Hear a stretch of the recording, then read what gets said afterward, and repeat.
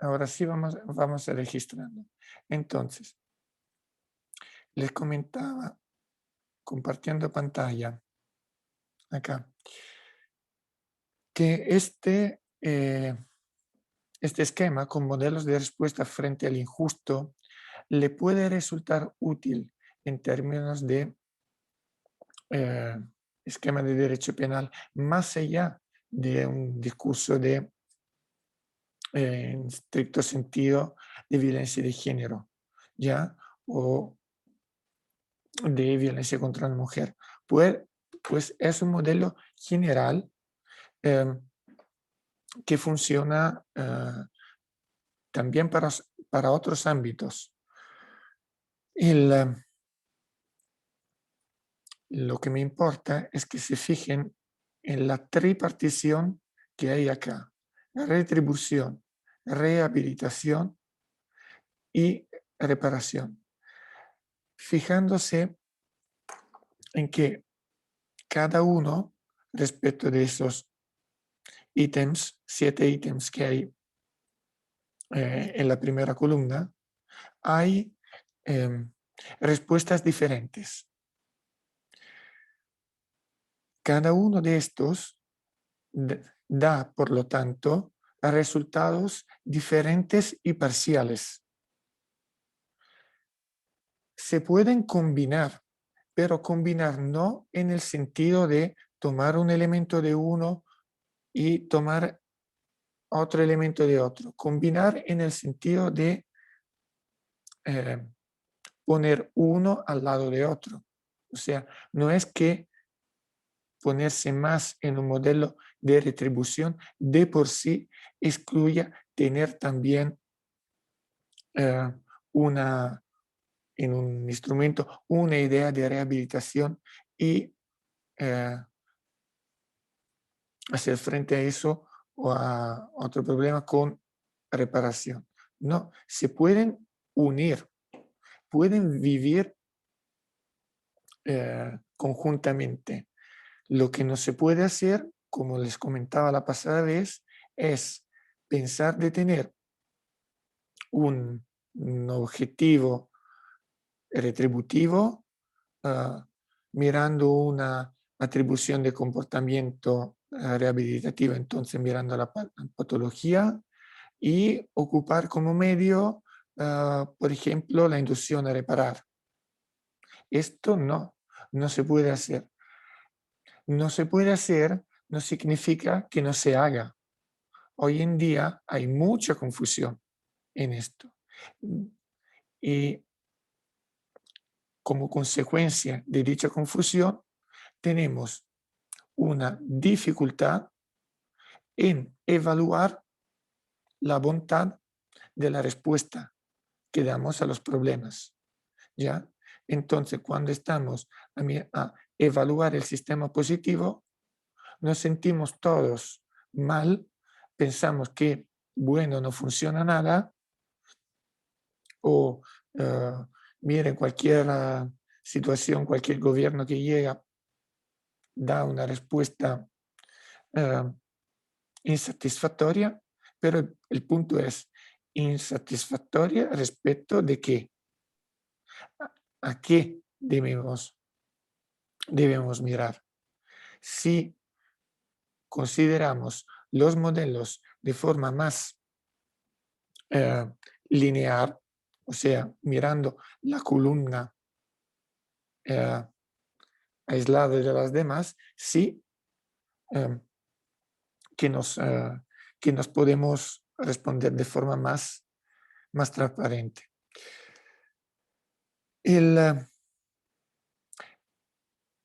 Refiriéndonos a nuestros temas, nos dejamos considerando al final lo que puede, sin embargo, confligir, crear eh, cortocircuito entre modelos diferentes y exigencias diferentes. Cuando pedimos que una persona, por ejemplo, podríamos decir que es justa pena debido a la responsabilidad individual de un sujeto que, ejemplo, maltrata a su esposa y es funcionario público.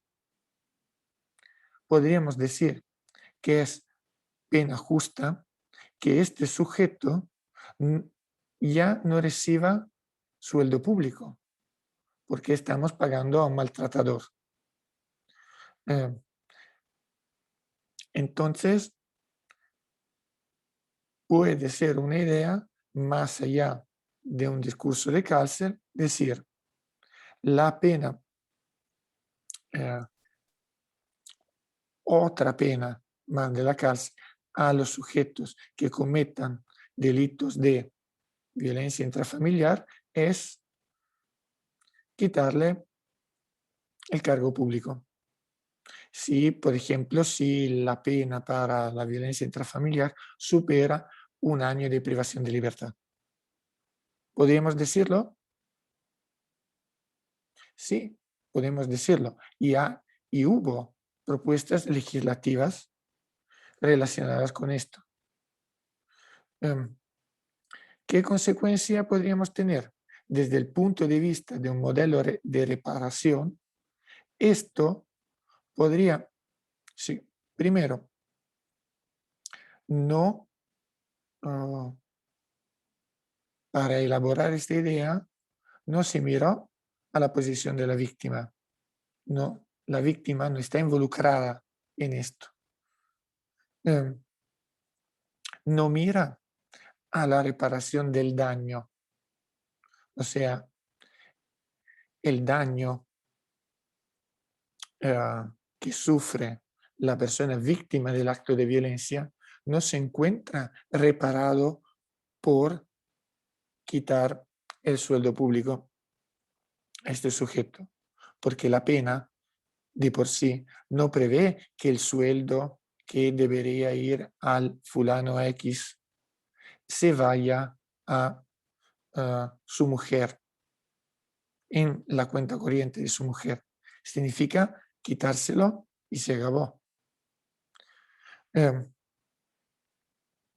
Por lo tanto, una visión de pena en este sentido produce una profunda insatisfacción entre las partes. No mira esto, digamos, mira esto. Entonces deberíamos estar contentos por parecernos justa punición. Pero si lo miramos desde el punto de vista de la reparación, tenemos que estar conscientes que estamos añadiendo un problema. ¿Por qué? Porque al quitarle el sueldo al fulano X, si la señora,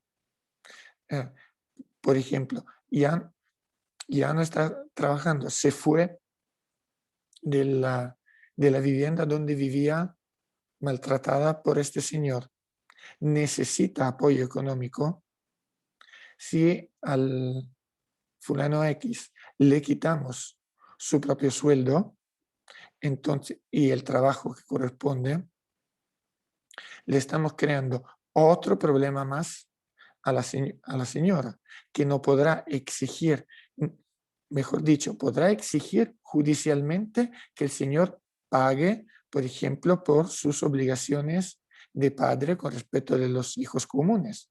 Pero si le hemos quitado el trabajo, ¿qué podrá aportar el señor? ¿No es cierto? Sí, díganme si si me están siguiendo, si le corresponde. Este esquema sirve, Fernanda, veo que te iluminaste. ¿Se entiende la idea? Sí, profesor, sí se entiende. Bien, bien. Entonces, mantengan siempre esas 3 palabras: retribución, rehabilitación, reparación. Si es que cuando hablaremos con el psicólogo em, haremos hipótesis de programas de recuperación para hombres maltratadores. Esto no significará que no podamos trabajar en este ámbito y en este ámbito, porque lo mejor, como en muchas cosas de la vida, está en no dar una respuesta parcial, sino tratar en la medida de lo posible, y no siempre es posible, de juntar los varios elementos. Y si es que tenemos que preferir a uno con respecto a otros, que esto sea explícito, o sea, que corresponda a una opción política que nosotros, como sociedad chilena, preferimos privilegiar esto más que esto, porque no todo se puede tener en la vida, por ejemplo. Ya. Hay mm, esas tres palabras, pero hay también otras tres y otras tres que nos acompañan y que no se corresponden por completo. O sea, me importa que el paso adelante que hacemos hoy, mire, primero, a entender medidas de prevención, medidas cautelares y penas. ¿Ya? Esa tríade. Bueno, la pena de por sí, sí, podríamos colocarla acá, pero también acá. No, no cabe acá. Esto es cierto, ¿no? Hay penas completamente retributivas y algunas que tienen también una función rehabilitativa. Medidas cautelares, o sea, algo que llega primero con respecto al delito. Con respecto al delito y tendencialmente, en la medida de lo esperable, antes del daño, pero no siempre. Cuando va apareciendo el daño, vamos y ocupamos la medida cautelar. Varios de ustedes hicieron por lo menos una parte de procesal, ¿no es cierto? Sí, díganme que sí. Sí, profesor. Sí, ya, entonces no entro en mucho detalle, me bastan con la idea general. La medida cautelar, ustedes saben que desde el punto de vista de la teoría iluminista, de la visión ilustrada del, del derecho, es un avance en la medida en que, digamos, tratamos de contener la medida cautelar lo más que podemos. La pena viene después del juicio, no viene después del delito, seguramente después del delito, pero viene después del juicio. En cuanto necesitamos de, primero, impedir que el sujeto repita el delito, impedir que el sujeto esconda las pruebas, ¿ya? Y cuando tengamos unos elementos que nos permitan entender que hay un fumus importante con respecto de la responsabilidad de este sujeto, entonces ocuparemos la medida cautelar. ¿Ya? Y esto corresponde a una idea general que vale para todos los delitos, no solo para los delitos de los que nos ocupamos nosotros. Sin embargo, los delitos de los que nos ocupamos nosotros, tienen ciertas particularidades que no son desconocidas, afortunadamente, no son desconocidas del todo por el derecho indio, y que nos hacen mirar antes a un contexto cautelar, eh, sino a un contexto de prevención. O sea, eh, podemos hablar conceptualmente de medidas preventivas, ¿ya? O sea, pena, medida cautelar y medida preventiva. Eh, la medida cautelar tiene en el ordenamiento chileno una elaboración más completa, más desarrollada. Eh, y hay una razón dogmática tras esto. O sea, la función de la medida cautelar es una función intraprocesal. O sea, sirve esa medida para permitirme hacer bien el proceso después. O sea, ¿por qué?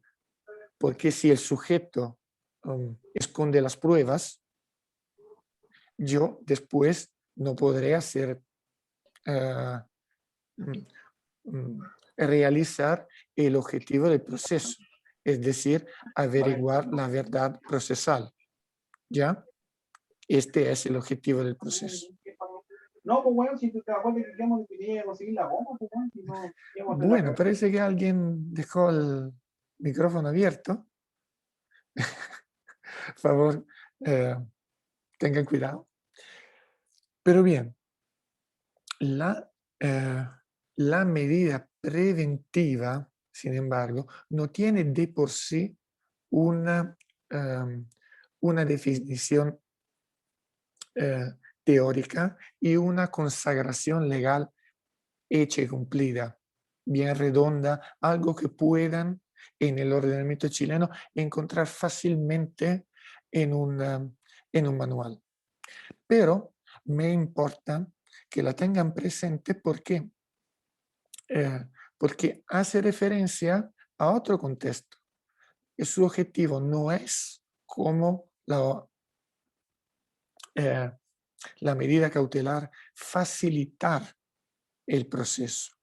La medida preventiva tiene como objetivo proteger a la víctima verdadera o potencial, digamos. Porque en el momento en que la ocupo, puede que todavía no lo sea. Y sobre todo, el objetivo de la medida preventiva es principalmente evitar que la persona sea víctima. Lo dice el nombre mismo, ¿no? Es para prevenir la consecuencia negativa. Respecto de un modelo de derecho penal ilustrado clásico, las medidas preventivas, ya como idea, tienen muchísimos problemas, porque si no tengo necesariamente delito, ¿qué? O sea que, ¿por qué? ¿Cómo puedo limitar la libertad personal de un sujeto? Y fíjense, no estoy hablando necesariamente de cárcel, pero eh, la, la idea es esta. Aclarado el esquema, lo dejamos acá, porque lo profundizaremos en las próximas clases. Pero entonces mantengan esa tríade, o sea, pena, medida cautelar y medida preventiva. No hagan confusión con los nombres, ¿ya? Cuando se habla de prisión preventiva en el ordenamiento chileno, estamos hablando prácticamente siempre de una medida cautelar, ¿ya? Conocida por el Código Procesal Penal chileno. ¿Ya? Prisión preventiva respecto del proceso. Mientras que cuando yo le hablo de medida preventiva, me estoy refiriendo al concepto más amplio de prevención del crimen. Tercera tríade, 3P, las famosas 3P. Prevención, protección, punición, punir. Prevenir, proteger, punir. ¿Ya? Esta corresponde a otra conceptualización que ni siquiera corresponde por completo a la segunda tripartición que le hice, pero nos permite entrar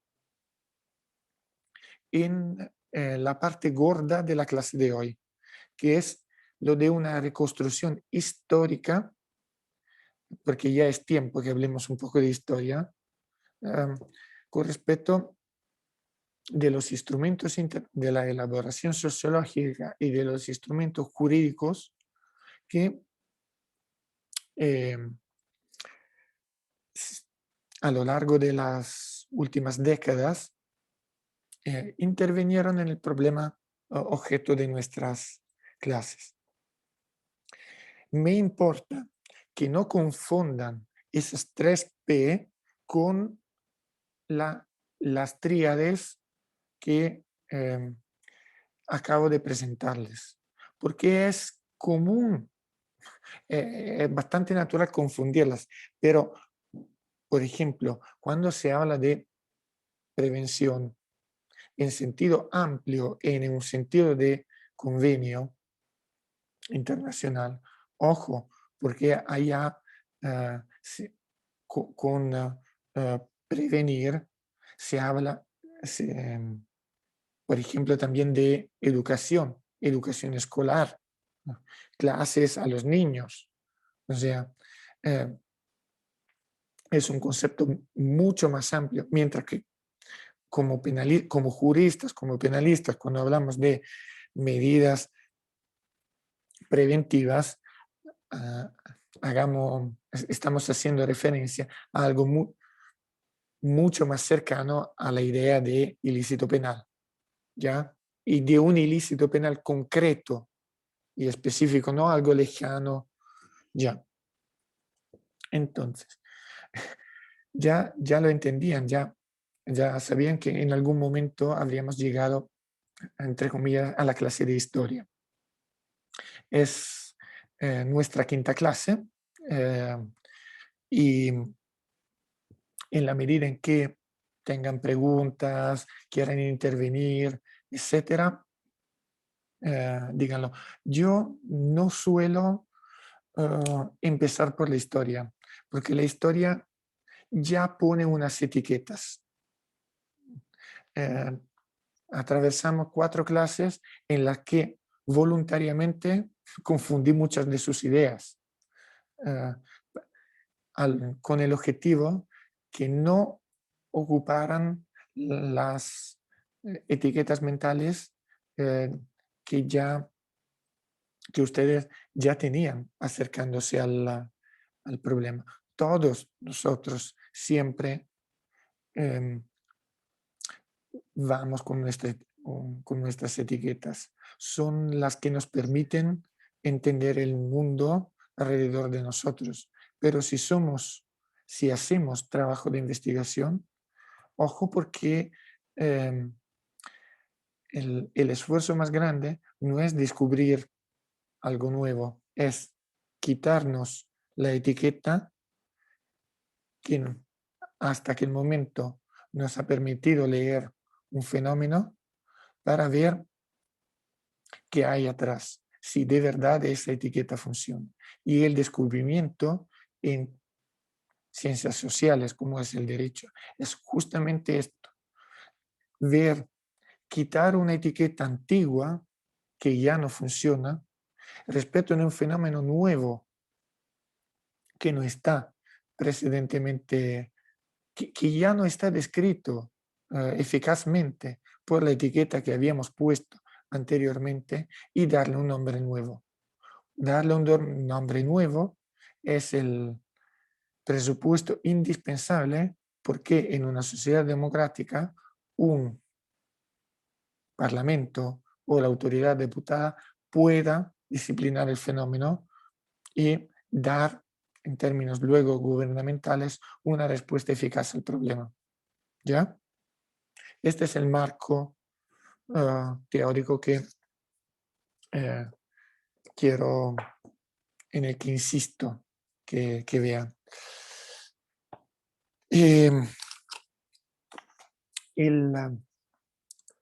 Le enseño este libro, Femicidio, Feminicidio, de la chilena Patsili Toledo. Es en su conjunto un libro muy, muy interesante. Corresponde a una elaboración sucesiva de la tesis doctoral que Patsili Toledo, que ahora trabaja en la Universidad de Barcelona, ha desarrollado a lo largo de los años 2000. Ella creo que defendió tesis en 2008-2009.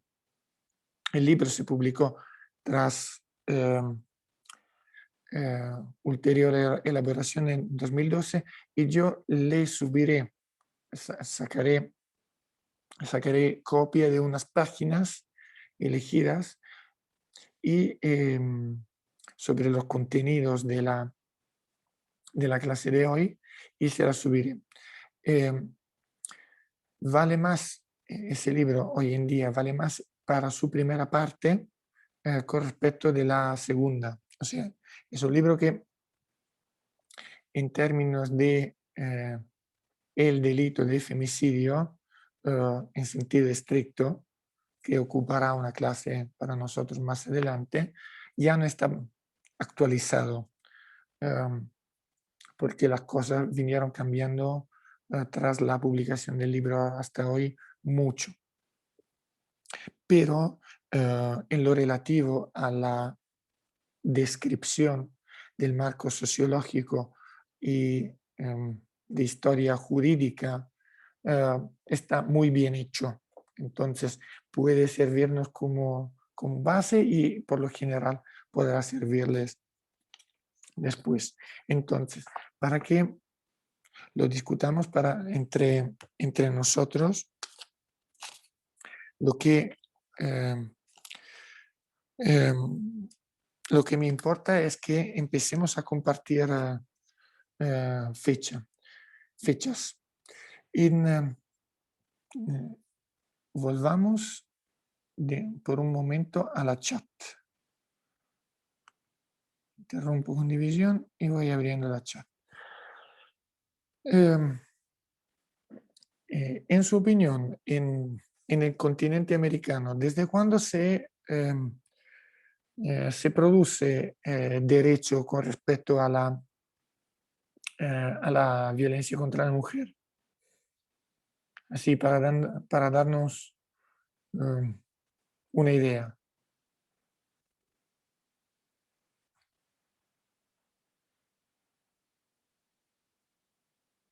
Lancen un número escribiendo en la chat.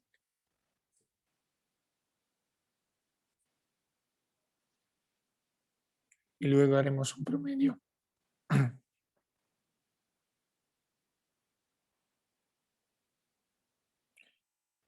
Camila dice 1960 en adelante.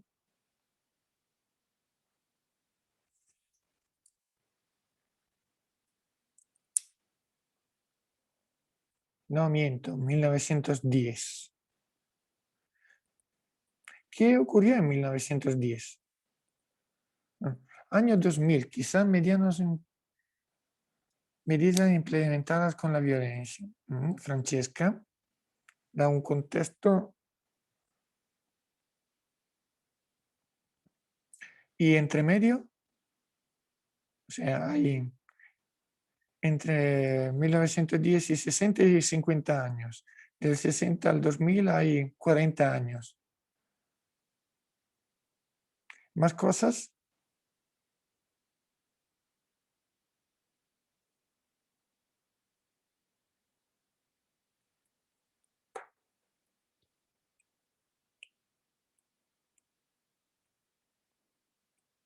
Seguramente nadie escribirá antes de 1910, así que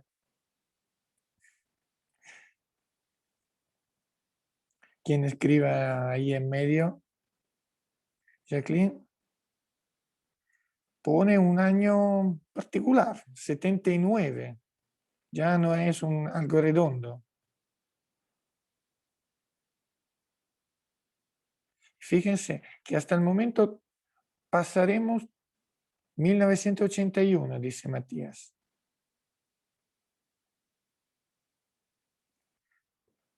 Todas esas fechas corresponden efectivamente a unas etapas y puede que en su conocimiento previo se hayan particularmente fijado en cierto momento considerándolo como elemento significativo. Pero tengo curiosidad, si me permite Camila, si nos lo dice o si lo escribe, ¿por qué puso 1910? Que no está equivocado, que no está mal. Fue por lo que pasó en Estados Unidos con la quema de las trabajadoras en la fábrica. No la escucho. ¿Ahora sí? ¿Me escucha? No la escucho. Entonces, piensa que va escribiendo.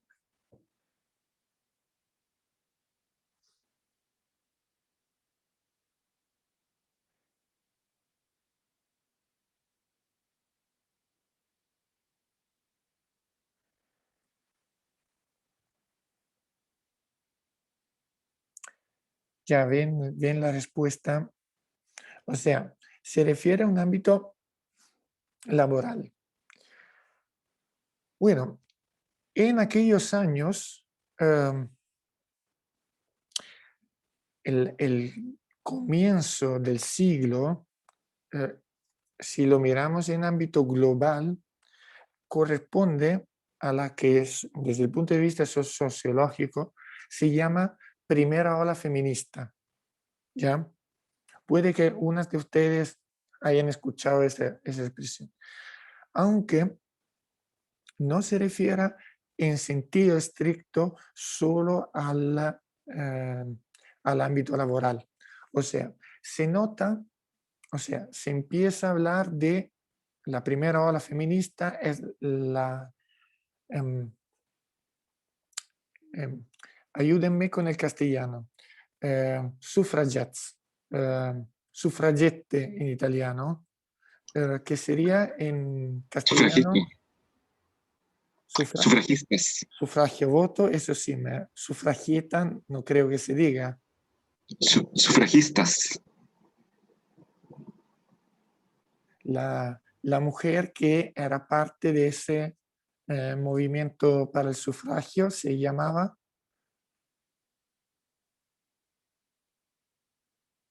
sufragistas. Ya. El movimiento de las sufragistas. El movimiento de las sufragistas, y en esto Camila tiene razón, tiene una base en el derecho del trabajo, que es en el contexto anglosajón en el que nació, tenía anglosajón y en sentido amplio, en una visión calvinista de la vida, tenía un corazón importante, o sea, no votamos, tenemos derecho al voto, no tanto porque existimos como personas, ¿ya?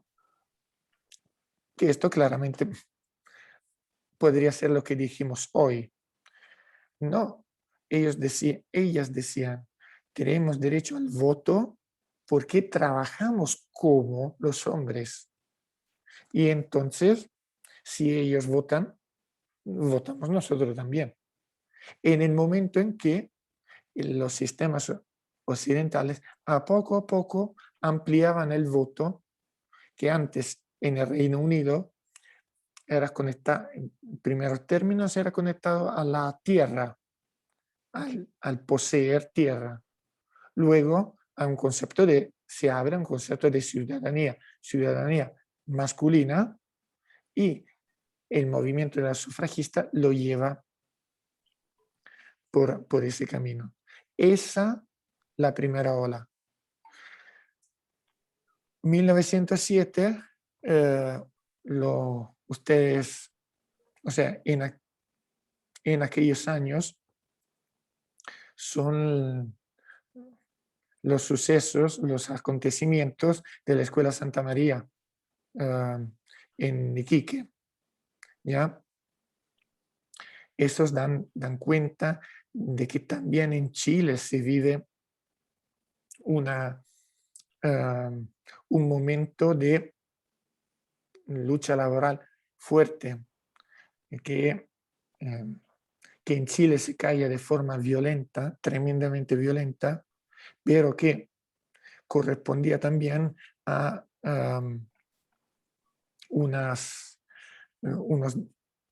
un petitorio que era también un petitorio femenino, no necesariamente feminista, pero como en la marcha, por ejemplo, entre las propias víctimas de la Escuela Santa María, hay muchísimas mujeres también, no son solo varones los que murieron, los que marcharon y bajaron a Iquique desde el desierto, fueron personas de ambos sexos, ¿no es cierto? Ya, esa ola sustancialmente se calla, o mejor dicho, va bajo la superficie en el tiempo de las dos guerras mundiales.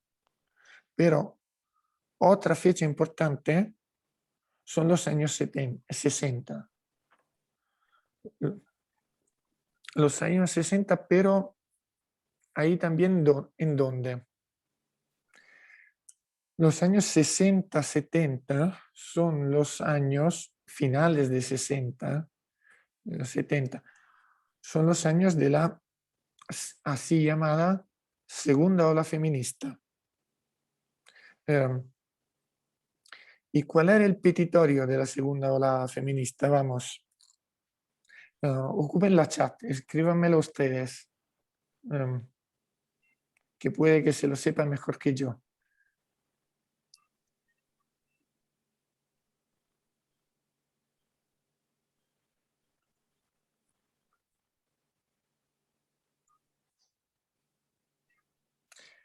Que es que empezaron a exigir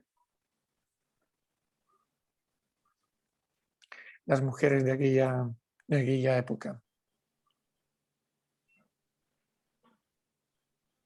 Es muy importante acercarnos desde la sociología, porque de lo contrario no entendemos por qué en los convenios internacionales unas cosas aparecen primero que otras. Libertad sexual y reproductiva. Bien.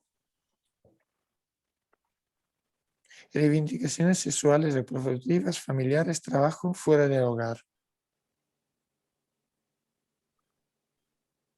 ¿Más?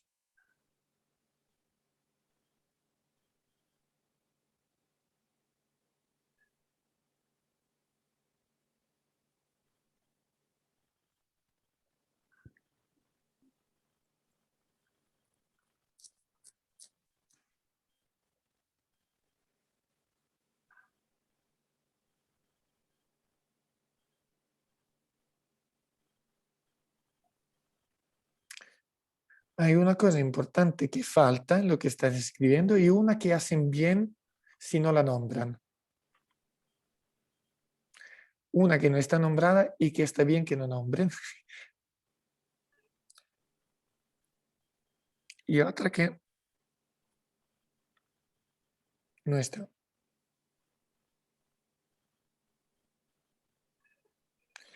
Bueno, el 68 como idea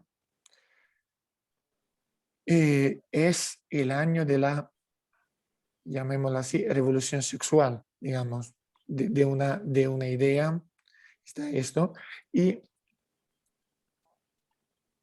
entendiéndose con libertad reproductiva, con también apoyada, ustedes escriben con la píldora, etcétera, etcétera,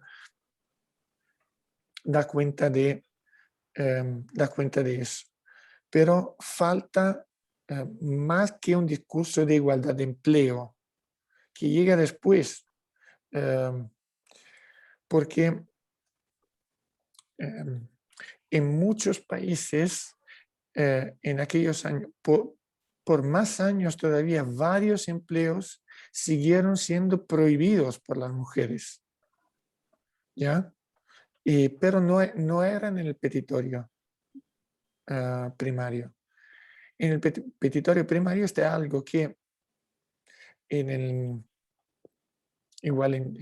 hablamos de esto la última vez en Chile, el divorcio. El divorcio es el gran, junto con el aborto, el gran petitorio de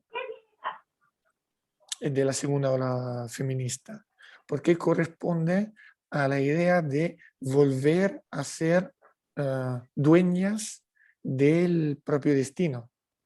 No es que los códigos civiles de muchísimos países no conocieran la separación legal. La separación sí que la conocían, pero había muchísimos países occidentales que todavía no permitían el divorcio. O sea, que se separaran bien, incluso que vivieran um, por, en dos casas distintas, pero el patrimonio no se dividía, no se podía tocar. Fíjense en esas dos palabras, matrimonio, patrimonio.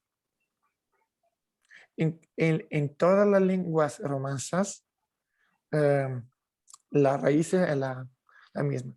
El matrimonio corresponde a una idea reproductiva, mientras que el patrimonio, con la palabra padre por dentro, corresponde a una idea de lo económico.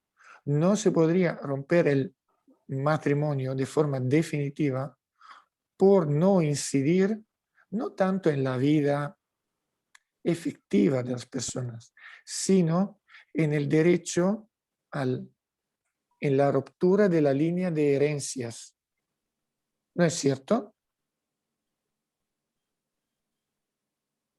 ¿No es verdad? Porque podía dar escándalo que las personas volvieran a tener otra pareja, con ya tener un hijo fuera del matrimonio, pero el punto era que todo el segundo hijo, lo que estaba fuera, etcétera, no tenía derecho a tocar lo que estaba condicionado por el vínculo sellado de manera más fuerte, ¿no? Y, ojo, que el hecho que se llamen así, matrimonio y patrimonio, no es casual, para nada. Entonces van esas dos libertades. Jacqueline escribió política. Política es una palabra central en el contexto de la segunda ola feminista.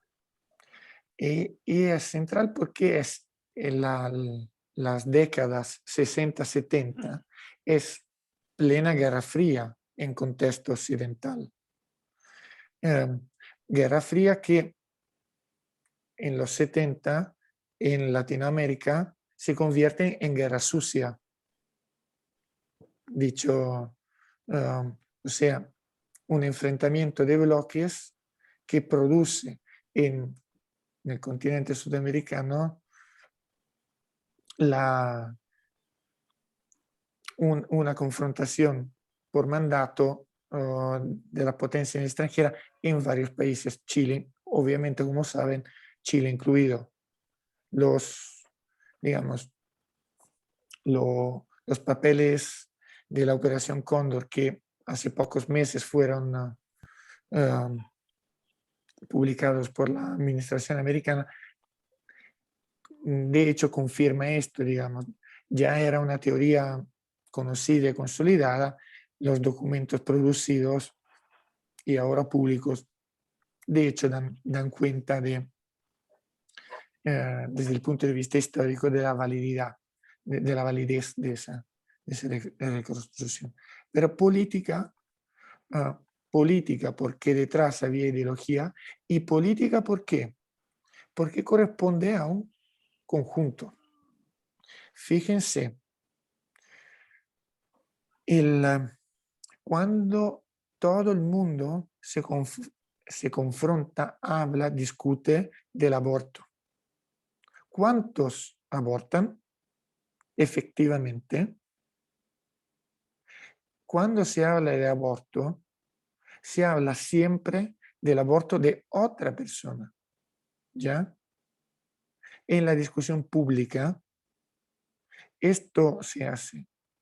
Puede que hoy en día haya alguien que, o sea,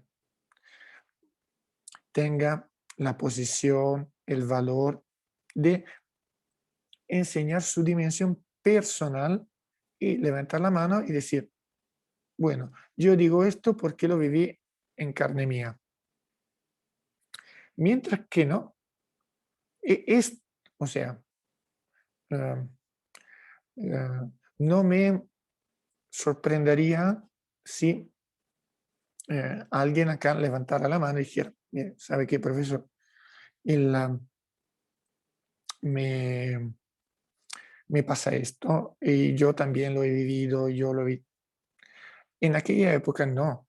Es una visión de la Iglesia Católica dice que, la doctrina X dice que, y es una confrontación de esto, no hecha en la piel de las directas personas. Esto no significa que no haya, y si las hay, movimientos y nace un movimentismo conectado con el aborto y con la creación efectiva de una posibilidad clandestina de abortar. Esto estamos hablando, sin embargo, no de Chile, estamos hablando de Estados Unidos, Francia, un grupo todavía restringido de países.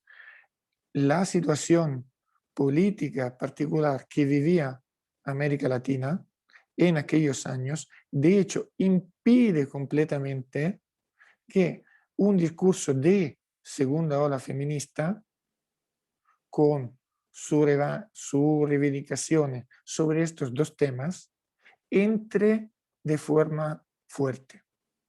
Y esto es la explicación del por qué, respecto a todas las demás áreas del mundo, la situación, la regulación del aborto en varios países de América Latina, hoy en día sigue siendo la que es. ¿No? Esto tiene una explicación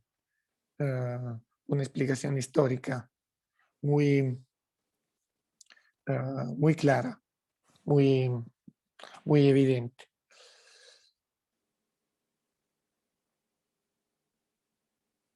Fíjense en lo que han escrito ustedes de las reivindicaciones, ¿qué es lo que falta? ¿Qué es lo que no hay? No hay, o sea, yo le nombré el divorcio como algo que estaba en la pancarta y no nombraron ustedes. Pero hay otra cosa importante que no entra en la segunda ola feminista.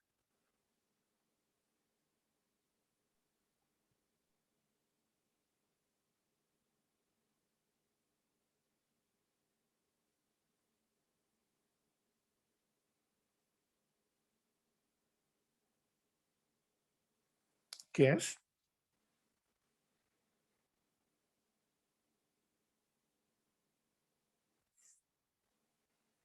La violencia contra la mujer. El patriarcado sí que había. La idea de patriarcado es una idea filosófica que corresponde a una explicación, puede entrar en una explicación del divorcio, del aborto sin problemas.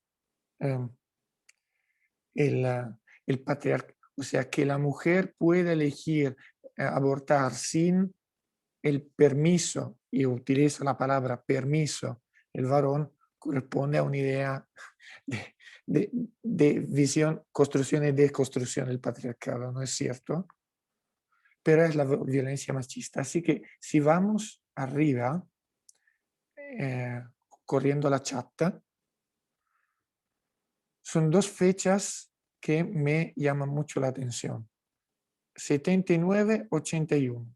Matías, esa fecha, 1981, corresponde al año en el que se abrió en Londres el primer refugio para mujeres víctimas de violencia. ¿Ya?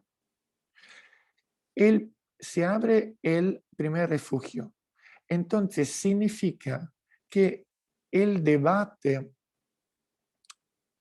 público sobre la violencia en contexto doméstico es sucesivo.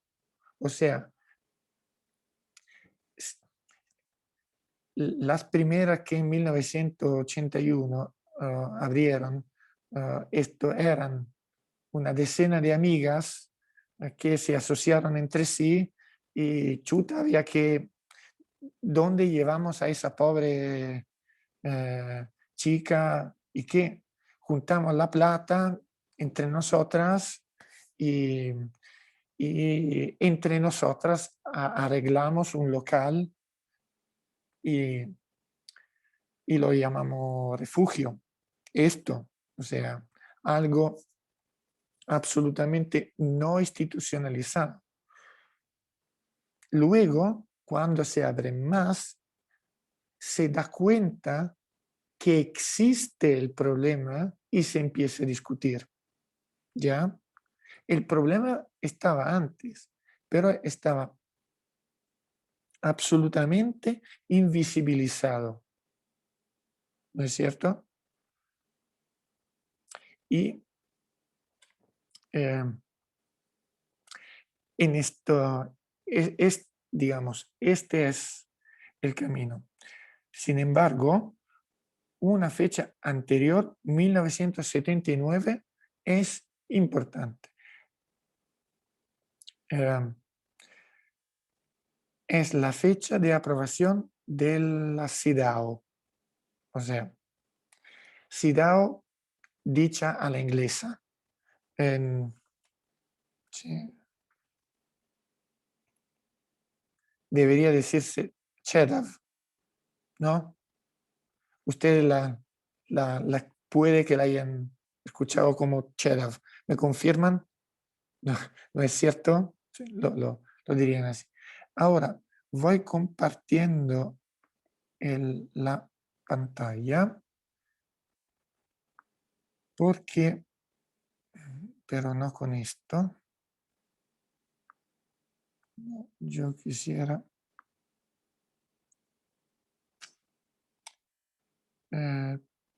disculpen, yo quisiera compartirlo con lo que hay abajo.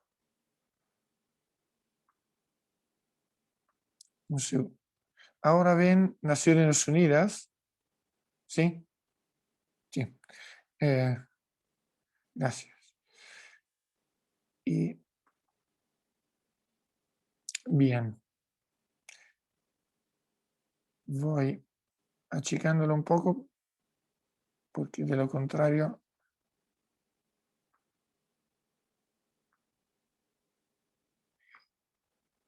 yo quiero llegar. Ahora le cuento lo que son todas estas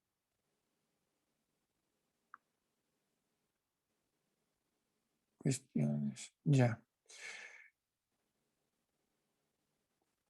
Empecemos con la con la cheddar, porque y me importa que veamos efectivamente los textos y lo que dicen, porque es el primer texto internacional que lleva, que habla de la discriminación de la mujer en términos globales. La CEDAW habla de discriminación, ¿ya? No habla de violencia contra la mujer. No lo habla, no lo dice, no porque no existía, sino porque no estaba todavía visibilizado y discutido y tratado como problema.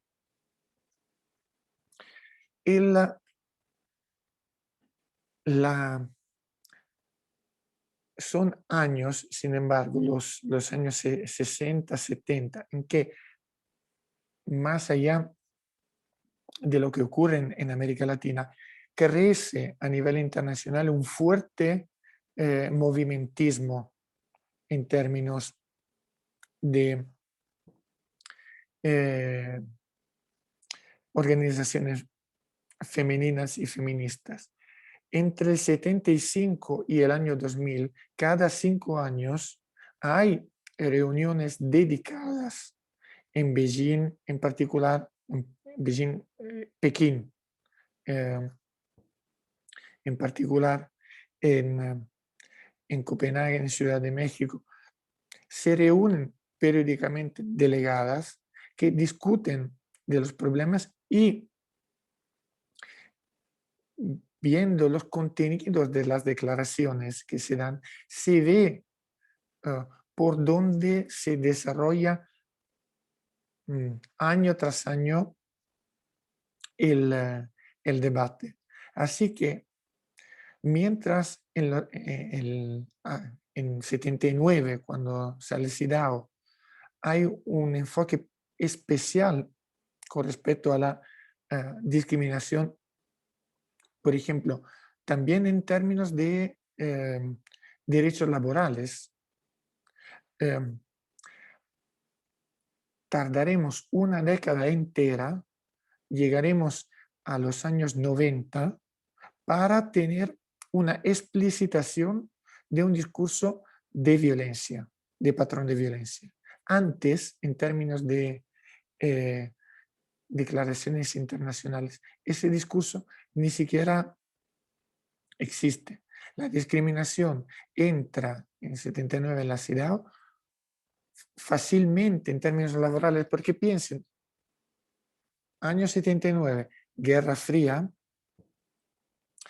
discusiones ideológicas, piensen a lo que era el papel de la mujer en la sociedad comunista. En esa visión ideológica, era un juego fácil, uno de los juegos más fáciles de la ideología comunista en términos de enfrentación de los bloques. Era decir, miren ustedes que acá en términos, ustedes nos critican en términos de derechos individuales, de libertades políticas del individuo, pero nosotros tenemos, en los países comunistas, tenemos niveles de, o sea, de investigación, con participación de las mujeres a la vida laboral absolutamente iguales o muy similares a la masculina. Y esto lo sabemos. O sea, cuando Violeta Parra, a propósito de chilenas, se va a Polonia, no es que cante solo frente a hombres, es un contenido, es un contexto en términos sociales fuertemente radicado. Entonces es fácil que esto entre en convenio y en discusiones, porque en esa época era posible, era admitido una discusión, un diálogo al respecto. Para CEDAW, la fuerza de CEDAW y de los sistemas de convenio de Naciones Unidas es que no son hojas dejadas huérfanas, no es que nacen sin nadie que las cuida. Hay un organismo interno a la CEDAW que tutela su propia implementación. Y esto es sumamente importante. O sea, un convenio jurídico se hace hoy en día, sobre todo en términos de derechos humanos, se queda viejo si no hay alguien que implícitamente lo ponga al día, implícitamente y explícitamente lo ponga al día. Eso no significa y no puede ser que no es cierto, que se reúnen otra vez cada año las partes para decirlo, suscribir otro convenio. No pasa esto, sino que lo que pasa es que con el mismo texto, la misma CEDAW tiene el mismo, tiene el mismo texto desde hace 40 años, pero cada año se reúne la comisión y aclara varios puntos y al final al cabo alcanza a decir cosas que cuesta, que leyendo los dos textos cuesta imaginar que sea así. Así, lo que le pongo en pantalla es la Declaración sobre la Eliminación de la Violencia contra la Mujer. ¿Ya? Año 93, texto de Naciones Unidas. Año 92, Recomendación General 19 de CEDAW sobre la violencia contra la mujer. ¿Ya? A esa altura, el texto original de la CEDAW ya tiene 13 años. ¿Y qué hace ese texto? Los antecedentes, dejémoslo. La médula está acá. En el artículo 1 de la Convención CEDAW se define la discriminación contra la mujer, obvio. En la definición de discriminación se incluye, o sea, hoy en día, 1992, te cuento que lo que es discriminación es también la violencia basada en el sexo, es decir, la violencia dirigida contra la mujer porque es mujer o que la afecta en forma desproporcionada. Esta frase, la violencia dirigida contra la mujer porque es mujer, era la elaboración sociológica de los 80, que en los años 90 se convierte en derecho, Porque en el momento en que está en esa hoja de papel, en esa hoja que ya no es de papel, en esa página web del siglo XXI, ya es derecho. O sea, una vez que por ejemplo, los tribunales de varios países pueden hacer referencia a esto, ¿ya? Y hacen referencia a justamente a esos documentos. La misma CEDAW, cuando se refiere a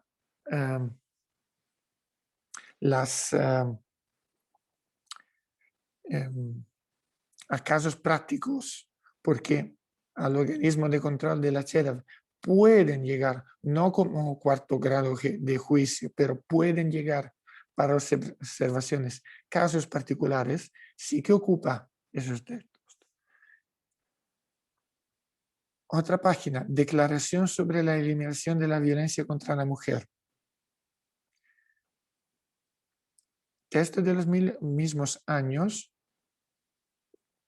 Esto se dio, lo voy corriendo, pero para que lo vean más o menos, sesión 85, plenaria de Naciones Unidas, 20 de diciembre de 1993. Este texto es prácticamente idéntico a esta, que es la Convención de Belén. ¿Ya? La Convención de Belén, que lo voy corriendo, 9 de junio de 1994. Ojo, un error común es entender que el Convenio de Belén copió la Declaración de Viena de 1993. ¿Y por qué se dice? Claro, porque una es de 93 y la otra es de 94. Pero esta, en la Convención de Belén, se elaboró primero. Y de hecho, formó borrador para la otra. Luego, o sea, no es idéntica, porque claro, uno es una declaración y otro es un convenio internacional. ¿Ya? Toda esa parte sobre mecanismos de control, la declaración de la ONU no la tiene, porque no corresponde a un texto que es declarativo. Sin embargo, en la primera parte, todo lo que corresponde a los derechos protegidos, la definición, esa misma declaración de violencia es la novedad del Convenio de Belén.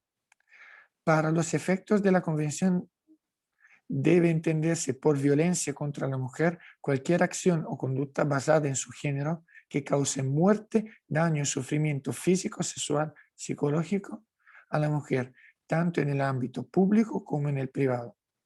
Es la primera vez que entra la palabra muerte. Antes no estaba. No había el debate, no había alcanzado a hablar de esto. En la declaración 19 de Jeddah, la violencia no, entendémonos, si hablemos de violencia es obvio que más grande, la violencia más grande es la muerte, pero es la primera vez que se alcanza a conceptualizar la idea. Sin este paso, hoy en día no hablaríamos de femicidio, ¿no es cierto?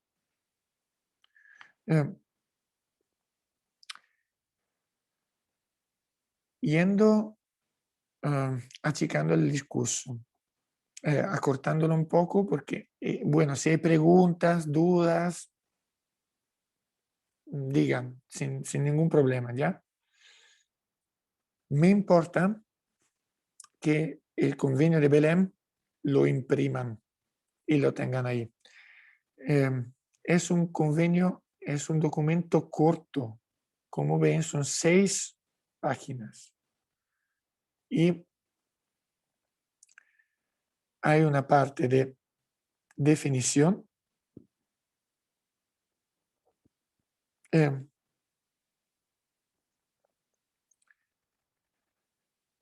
con un artículo primero y un segundo, que da más detalles. Se entenderá que violencia contra la mujer incluye. Y acá hay la clásica, llamémosla entre comillas clásica, tripartición: física, sexual, psicológica. Conceptualizaciones como violencia económica en aquella época todavía no se hacen, ¿ya?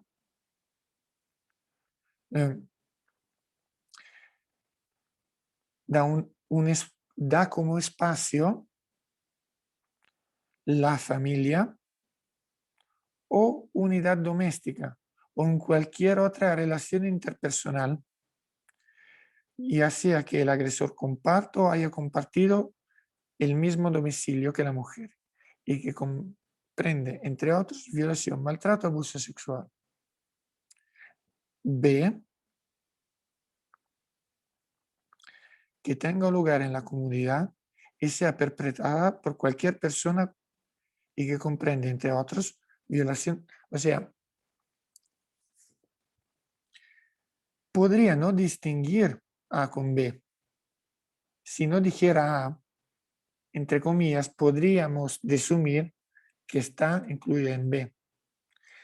Pero hay un diseño político tras esto. Es que se suma el contexto público y el contexto privado. Hoy en día, para nosotros, sería sencillo deducir el privado del público. En aquella época, no, absolutamente no. No era nada de automático. Había que sumarlos. Justamente porque, desde el punto de vista de lo que pasa, o sea, el Estado se para en la orilla en la puerta de mi casa. Lo que va por dentro no le corresponde. Esa idea era sumamente relevante en la época y visibilizar las dos cosas era decisivo para que no dijeran que, o sea, justamente para lo que se llamaba conflicto en un matrimonio, en realidad pudiera tomar la definición de violencia, que era lo que faltaba. Y la letra C,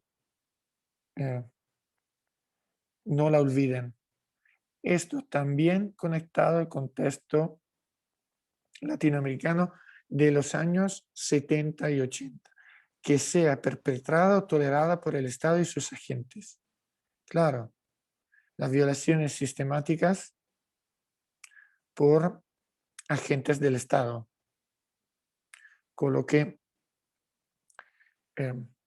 esa letra C ha vuelto a tomar, digamos, tocaba un nervio, una herida abierta. Cuando en 2019, con el caso del estadio social, se habló de violaciones, se discutió si hubo o no hubo también violaciones, se lo hizo, digamos, la discusión en términos de observadores internacionales que vinieron a Chile para averiguar esto. Lo hicieron mirando en particular a Belém, artículo 2, letra C. ¿Ya? ¿Y quién echaba discusión a la idea que había que mirar? Lo hacía pensando en lo que había pasado primero y que entró en la definición de Belém. Derechos protegidos. Esto, Profesor, o sea, no es larga. Léanla ustedes. Yo me fijo ahora en particular en los mecanismos de protección. profesor, Con profesor, el propósito de, o sea, porque no solo declaro y luego qué pasa. ¿Y cómo hacemos si un Estado no corresponde no hace lo que debería hacer? Sí, vale, lo firman, lo aprueban, etcétera, etcétera, y nosotras, con el artículo 10, con el propósito de proteger el derecho de la mujer a una vida libre de violencia, al convenio de Belén debemos el invento, digamos, no el evento, sino la estatuición de esa frase. Nosotros la usamos porque Belén la utiliza, ¿ya? Y no al revés. En los informes nacionales a la Comisión Interamericana de Mujeres. ¿Y qué es la Comisión Interamericana de Mujeres? ¿Quién la escuchó entre ustedes alguna vez? Esto es uno de los principales defectos del convenio de Belém, porque el convenio, la Comisión Interamericana de Mujeres, la CIM, está acá, tiene una propia página porque es un suborganismo de la Organización de Estados Americanos. La CIM está constituida por 34 delegadas, una por cada Estado miembro de la OEA. Y hasta acá vamos bien. Designadas por sus respectivos gobiernos. Menos bien. Menos bien en el sentido que no es que esté mal que los gobiernos no designen las personas. Pero esto no habla bien con respecto a la independencia con la que pueden trabajar estas personas. ¿Ya? Estas representantes se reúnen cada 3 años durante la Asamblea de Delegadas para acordar los planes y programas del trabajo de la CIM.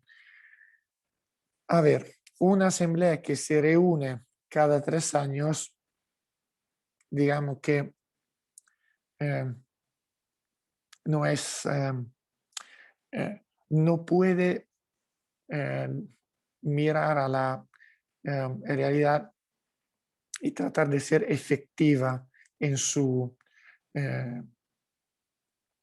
actividad o tratar de hacerlo mucho. Ojo, no seamos demasiado críticos. La CHIM existe desde 1928. O sea, es una institución muy antigua y cuando se creó era evidentemente una institución extremadamente moderna, pero afortunadamente nosotros no ocupamos los carros de Ford de 1928, ocupamos carros más modernos hoy en día. Sin embargo, esta no ha cambiado mucho. La CHIMAS sigue siendo una institución poco útil. En la clase del viernes cerraremos el discurso mirando un poco a lo que ocurre en Europa con el convenio de Estambul. ¿Ya? Me corresponde que lo sepan, que lo conozcan. Ustedes me pueden decir, pero bueno, el convenio de Estambul no se aplica en Chile, pero estamos tratando de dar una visión global y general de la protección de los derechos de la mujer. Entonces, sí, corresponde también profundizar un poco, sobre todo para ver un discurso que de lo contrario terminaría en 1994, cuando nació, se aprobó el convenio de Belén. Era el año en que nacieron sus hermanas mayores, sus hermanos mayores. Creo que, corríjanme, pero ustedes no habían nacido aún. O sea, ustedes nacieron en 98, ¿no? 98, 99.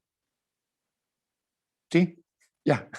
Entonces, la historia, afortunadamente, no se concluye antes que ustedes nacieran. ¿Ya? La historia es una historia que vamos viviendo nosotros también. Es una historia de hoy en día. Entonces, ahora, como son las 4:30 de la tarde en Chile, 10:30 de la noche en Italia, la terminamos poco antes de su nacimiento. Les voy a mandar con la clase el listado de esa página web, ¿ya? ¿No es cierto? Solo hoy pude pasar la clase, subir la clase al Dropbox, así que puede que la clase del viernes al Dropbox. Ando un poquito atrasado, pero espero que igualmente resulte claro. ¿Dudas, cuestiones?